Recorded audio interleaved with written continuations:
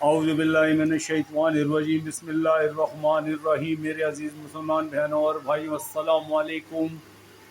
تلاوت قرآن کی فضیلت، تلاوت قرآن پاک کی فضیلت۔ رسول اللہ صلی اللہ علیہ وسلم نے فرمایا، نماز میں قرآن شریف کی تلاوت بغیر نماز کی تلاوت سے بہتر ہے، اور بغیر نماز کی تلاوت